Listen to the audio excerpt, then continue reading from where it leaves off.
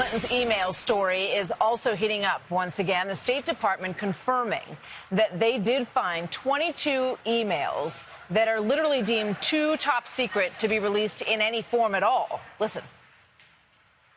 The State Department will be denying in full 7 email chains found in 22 documents representing 37 pages.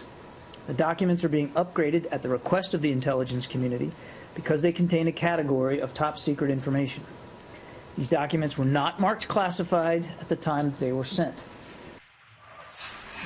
What does all this mean? Ed Henry, live in Ames, Iowa this morning. So, Ed, Hillary Clinton was at one point considered to be the inevitable nominee of her party, but all of this has clearly had an impact. What's the latest?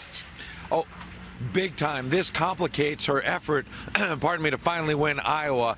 2 days out, when you have this major story breaking, you've seen Republicans like Chris Christie come out this morning and say, look, she's disqualified herself because of this top secret information that was on the server, and that despite the idea that there was no markings on it, Chris Christie and other Republicans are saying, as Secretary of State, she should have known that this was top secret information. The Clinton camp today is insisting that none of these emails were sent by Hillary Clinton, suggesting maybe lower-level staffers were to blame. That's not going to sit well with critics either. Last night, Hillary Clinton, as part of her closing argument, brought out her husband, the former President Bill Clinton. He has been working very hard here in Iowa in recent days, trying to get out the vote. And Clinton's argument basically boils down to the idea that, yes, you've heard the pitch from Bernie Sanders about fighting for the middle class, but she has an actual record of doing that for decades. Watch. I'm going to take my views, my values, my vision here to you to ask you to stand up for me in the caucus on Monday so that I can stand up and fight for you. Remember, she made similar arguments back in 2008, also talked about her experience then, the 3 a.m. phone calls, that ad against then-Senator Barack Obama didn't work. Remember, she didn't come in second last time. She came in third behind Barack Obama and John Edwards, Martha. Yeah, and very interesting to remember that looking back. It was a tough time for her, and obviously they're concerned that the same thing could happen again. And I know you have some news that you broke this morning, Ed, on Bernie Sanders in Iowa.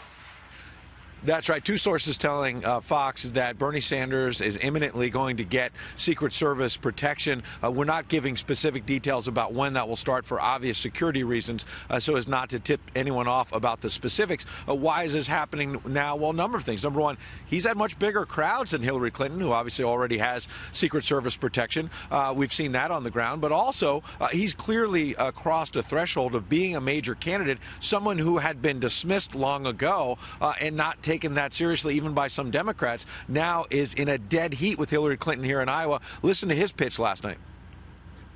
We are the campaign that can increase voter turnout. If we are going to win in November, we need a large voter turnout. I think this is the campaign that can bring about a large voter turnout.